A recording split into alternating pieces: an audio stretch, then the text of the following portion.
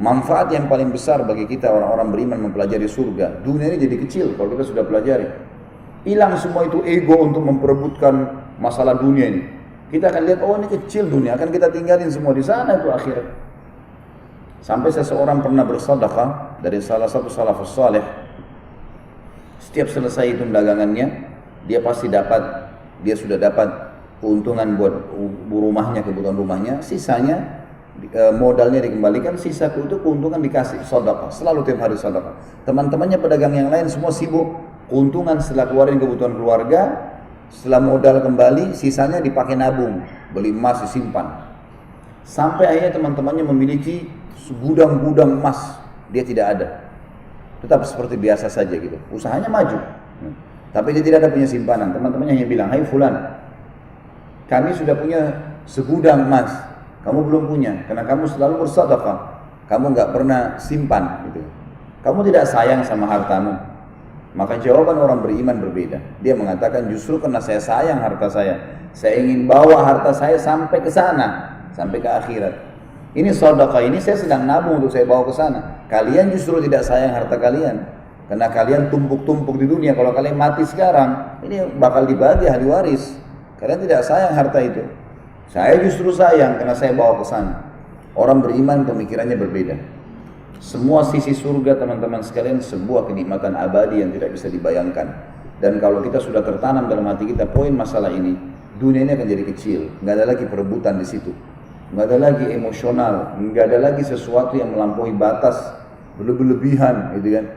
Ada lagi pintu-pintu maksiat yang terbuka karena memang sudah sampai pada puncaknya. Kita sudah tahu tinggal tunggu mati maka akan selesai. Baik, kemudian selanjutnya surah Shad ayat 49 sampai ayat 50. Tentu saja yang pegang buku di sini tidak disebutkan ya, tidak disebutkan bahasa Arabnya ayat ini, maka kita membuka Al-Qur'an.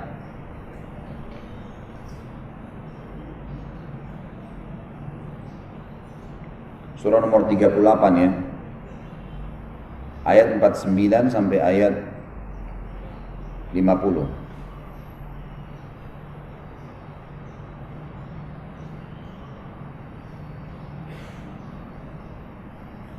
Sudah buka? Surah nomor 38 ayat 49 sampai ayat 50. A'udzu billahi minasyaitonir rajim. Hadza dzikr wa inna lil muttaqina la husna ma'ab. Ini adalah kehormatan bagi mereka. Makna yang lain, ini adalah peringatan buat mereka.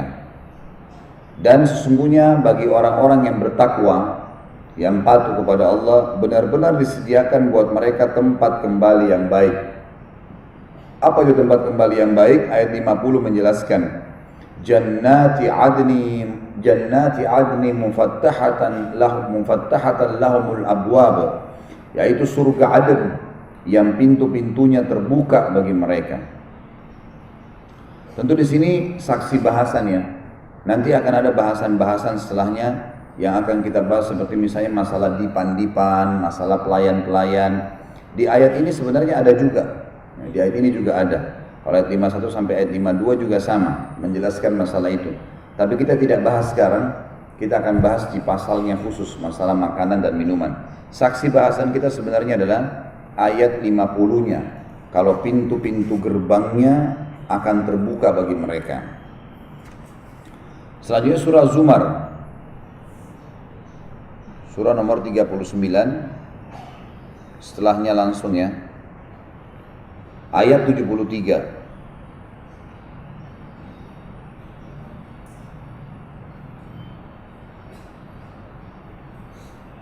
A'udzu billahi minasyaitonir rajim. Wasiqal ladzina ittaqaw rabbahum ilal jannati zumara hatta idza ja'uha wa futihat abwabuha wa qala lahum khazanatuha salamun alaikum tibtum fadkhuluha khalidin. Dan orang-orang yang bertakwa kepada Rabb mereka akan dibawa ke surga berbondong-bondong atau berombong-rombongan, sehingga apabila mereka sampai ke surga itu, maka semua pintu-pintunya telah terbuka, dan berkatalah kepada mereka para penjaga-penjaganya dari malaikat, kesejahteraan dilimpahkan buat kalian. Berbahagialah kalian, maka masukilah surga ini sedangkan kalian kekal di dalamnya. Tentu di sini yang kita ambil pelajaran daripada ayat ini adalah pastinya ada surga dan orang-orang beriman akan masuk ke dalamnya. Kemudian juga surga itu memiliki pintu-pintu gerbang yang sangat besar, ya.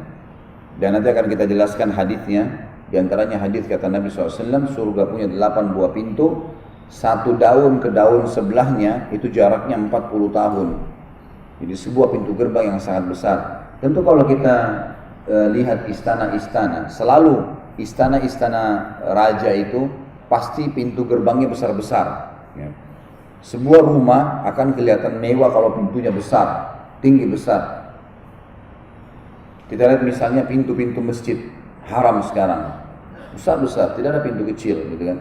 Makin besar pintu itu, makin mewah kelihatan, karena butuh pondasi yang kuat, sehingga memang dia bisa terbuka. Sebuah pintu yang sangat besar, sesuatu yang positif. Makanya pintu besar jarak 40 tahun surga ini memang sebuah pintu gerbang yang raksasa, yang luar biasa. Kemudian dikatakan kalian akan disambut, ya, oleh penjaga-penjaganya dari para malaikat. Penjaga-penjaganya dari para malaikat, dan mereka akan selalu mengatakan kesejahteraan. Sejahtera tahu Bapak Ibu sekalian, ya? Jadi kalau ada orang yang hidupnya cukup, semua cukup, makanan cukup, pas lah, dia tidak pernah merasakan kekurangan, maka itu namanya orang yang berkecukupan. Kalau bahasa kita, orang kaya, iya. Tapi ada di atasnya itu, sejahtera namanya. Sejahtera itu tidak pernah kekurangan, bahkan berlebihan, tidak pernah merasakan sakit, tidak pernah merasakan gangguan orang, itu sejahtera. Makanya sebenarnya istilah sejahtera kurang tepat kalau di dunia. Salah satu sifat Allah adalah zat yang maha sejahtera. Sejahtera itu teman-teman tidak pernah punya kekurangan, selalu berlebihan, tidak pernah terganggu, tidak pernah mengganggu, selalu tentram. Itu namanya sejahtera. Maka dikatakan oleh para malaikat kepada kita semua pada saat masuk surga, kesejahteraan akan dilimpahkan kepada kalian.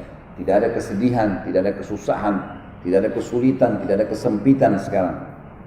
Maka berbahagialah kalian, masukilah surga tersebut dan kalian kekal di dalamnya. Siapapun yang masuk surga teman-teman, sudah masuk surga tidak akan pernah keluar selamanya, abadi. Sekali masuk tidak akan pernah keluar. Itu semua adalah 3 buah ayat Al-Quran yang menjelaskan tentang adanya pintu gerbang surga. Kita dengarkan bagaimana sabda Nabi SAW berhubungan dengan masalah pintu gerbang surga ini. Hadis yang pertama adalah hadis riwayat Imam Bukhari dan Imam Muslim. Ubadah bin Samit radhiyallahu anhu meriwayatkan Nabi SAW bersabda, "Man syahida an la ilaha illallah wahdahu la syarikalah wa anna Muhammadan abduhu wa rasuluh wa anna Isa abdullahi wa rasuluh wa kalimatuhu alqaha ila Maryam wa ruhum min wal jannata haqq wan nara haqq adkhalahu Allahu al jannata ala ma kana min al amal wa fi riwayah min abwabil jannati tsamaniyati ayyuha sya'." Barang siapa yang bersaksi bahwasanya tidak ada Tuhan atau ilah yang berhak diibadahi kecuali Allah semata, yang tidak ada sekutu baginya, dan bahwasanya Muhammad adalah utusannya, Isa adalah hamba dan rasulnya, Rasul Allah, serta kalimatnya Allah yang dia sampaikan kepada Maryam dan ruh darinya. Maksudnya pada saat Maryam alaihissalam disampaikan oleh Jibril akan hamil dan ruh ditiupkan ke rahimnya. Dia yakin dengan itu, surga itu benar ada, neraka itu benar ada, maka dia akan dimasukkan ke dalam surga sesuai dengan amal yang pernah dia lakukan, maksudnya derajat di surga. Dalam riwayat yang lain, dari pintu-pintu surga yang berjumlah 8, dari mana saja yang dia sukai. Berarti menandakan surga memiliki pintu gerbang, dan ada 8 buah pintu gerbang, dan pintu gerbang ini di dalamnya ada sekian miliar, bukan lagi kalau saya bahasakan juta ya, miliar, sekian miliar tingkat, sekian miliar istana. Karena semua manusia masuk, jin masuk, mereka punya tempat-tempat semuanya, diberikan fasilitas. Kemudian selanjutnya hadis riwayat Bukhari Muslim juga, Abu Hurairah anhu meriwayatkan sabda Nabi SAW, sabda Rasulullah SAW, barang siapa yang menginfakkan 2 pasang kuda atau 2 pasang unta dan lain sebagainya di jalan Allah, maka ia dipanggil dari pintu-pintu surga. Wahai hamba Allah, ini lebih baik. Maksudnya ini kebaikan yang dibalaskan kepada kalian. Barang siapa yang termasuk ahli sholat, maka ia dipanggil dari pintu sholat. Barang siapa yang termasuk ahli jihad, maka dia dipanggil dari pintu jihad. Barang siapa yang termasuk ahli sedekah, maka dia dipanggil dari pintu sedekah. Barang siapa yang termasuk ahli puasa, maka dia dipanggil dari pintu Rayyan. Abu Bakar berkata, ayah dan ibuku sebagai tebusannya, wahai Rasulullah. Apakah setiap orang semestinya akan diseru dari pintu-pintu tersebut? Apakah ada orang yang dipanggil dari pintu-pintu itu semuanya? Kenapa kok harus pintu sholat panggil? Maksudnya dia masuk dapat istanahnya, pintu sholat, puasa panggil. Apakah ada orang dari semua pintu itu? Ya. Apakah tidak mungkin seseorang akan dipanggil dari pintu-pintu seluruhnya? Beliau menjawab, benar. Dan aku berharap engkau termasuk di antara mereka. Maksudnya akan ada orang dipanggil dari semua pintu-pintu ini. Dari hadis ini kita ambil pelajaran Bapak Ibu sekalian. Dianjurkan atau motivasi untuk bersedekah di jalan Allah, terutama untuk jihad. Dan yang dibahas ini adalah transportasi ya untuk jihad. Jadi kita dianjurkan membiayai, karena yang dibutuhkan adalah mujahidin menggunakan kuda, menggunakan unta gitu kan. Makna daripada hadis dan lain sebagainya, kata ulama adalah boleh dia kalau di zaman sekarang masuk di dalamnya tank misalnya, mobil, motor, transportasi yang dipakai berjihad. Siapa yang menginfakkan 2 pasang, kalau hewan ternak, kalau hewan maka jantan dan betina. Tujuannya dia sedekahkan kuda, jantan dan betina supaya berkembang biak, dan anak-anak keturunan kuda atau unta itu akan terus dipakai jihad. Ini pahalanya besar, kan? Nabi SAW dulu di Madinah punya peternakan khusus untuk hewan-hewan zakat, hewan-hewan yang sedekah. Ada orang sedekahkan, maka dikembang biakkan. Nah ini nanti biasanya orang kalau memberikan laki-laki jantan dan betina, nanti akan berkembang biak. Berkembang biak ini akan jadi lebih banyak pahalanya, seperti itulah. Mungkin kalau kendaraan atau transportasi kayak sekarang, dia rutinkan bersedekah untuk memberikan transportasi para mujahidin. Maka pahalanya adalah dia akan dipanggil dan dikatakan pada hari kiamat, wahai hamba Allah, perbuatanmu ini baik. Maksudnya ini lebih baik adalah perbuatan yang kamu sudah lakukan sangat baik. Kemudian dijelaskan manfaat yang keluar dari hadis ini. Ternyata setiap ibadah itu punya pintu lagi. Jadi dari 8 pintu utama, gerbang utama, nanti kita masuk akan banyak pintu. Dalam mungkin jutaan pintu. Di setiap pintu itu adalah jenis ibadah tertentu. Pintu sedekah, pintu sholat, pintu jihad, pintu haji, pintu apa, semua pintu-pintu, pintu bakti dengan orang tua. Semua pintu ini, siapapun yang menonjol mengerjakannya akan punya istana di dalam camp itu, dalam pintu itu. Maka setiap orang yang sholatnya sempurna di timbangan amal, maka dia akan dipanggil dari pintu sholat. Ini istana kamu, silakan nikmatin. Nanti orang sedekah dari pintu sedekah. Lalu Abu Bakar bertanya pertanyaan yang cerdas, ya Rasulullah, itu kan orang dipanggil dari pintu masing-masing. Maksudnya bagaimana kalau ada orang kerjain semua ibadah itu? Masuk akal nggak dia dipanggil dari semua pintu itu? Ada masuk akal nggak dia punya istana di setiap pintu gerbang ibadah-ibadah itu? Maka kata Nabi SAW, benar, ada. Dan kamu termasuk salah satunya. Karena Abu Bakar radhiyallahu termasuk, kata ulama, adalah salah satu figur muslim, terutama sahabat Nabi tentunya, yang selalu kalau mengerjakan satu jenis ibadah, dia tidak pindah ke ibadah yang lain kecuali sudah menyempurnakannya.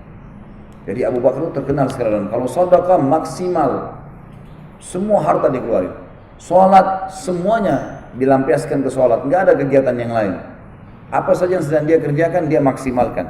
Riwayat-riwayat sampai pada tingkat Abu Bakar membantu janda-janda maksimal, diurus sampai selesai. Ada orang subhanallah bersedekah setengah-setengah. Misal orang ini lagi butuh sesuatu, kemudian dia tahu dia mampu, cuma dia bilang untuk apa nih? Saya kasih sekian saja. Orang ini punya utang 1 juta, dia butuh sekali untuk diselesaikan misalnya. Tapi kita tahu dan kita mampu menyelesaikan. Cuman ya sudahlah, biar dia cari sama orang lain, biar dia usaha, biar dia apalah. Sekarang saya kasih 100 ribu aja. Dapat pahala, tapi beda. Ini belum maksimal. Orang yang maksimal di satu jenis ibadah, maka dipastikan dia akan punya istana di jenis ibadah itu. Di jenis ibadah itu. maka dia bisa mengunjungi semua kem istananya di surga nanti, dan semuanya memiliki pintu-pintu gerbang. Kemudian hadis selanjutnya, hadis riwayat Imam Muslim. Khalid bin Umair menceritakan, Utbah bin Ghazwan berkhutbah kepada kami. Khalid bin Umair salah satu tabi'in. Utbah bin Ghazwan radhiyallahu anhu sahabat Nabi. Jadi kalau yang pegang buku dikasih tambahan informasi itu ya. Kalau Khalid bin Umair ini seorang tabi'in, terus di atasnya tabi'in. Dan Utbah bin Ghazwan seorang sahabat. Tabi'in ini mendengarkan khutbahnya seorang sahabat Nabi. Dikatakan Khalid bin Umair rahimahullah menceritakan tentang Utbah bin Ghazwan radhiyallahu anhu berkhutbah pada kami. Setelah memuji Allah dan menyanjungnya, ia mengatakan amma ba'd itu tentu saya akan sampaikan setelah ini. Sungguh dunia telah mengumumkan kekerasannya dan berpaling. Artinya dunia ini akan kalian temukan banyak masalah.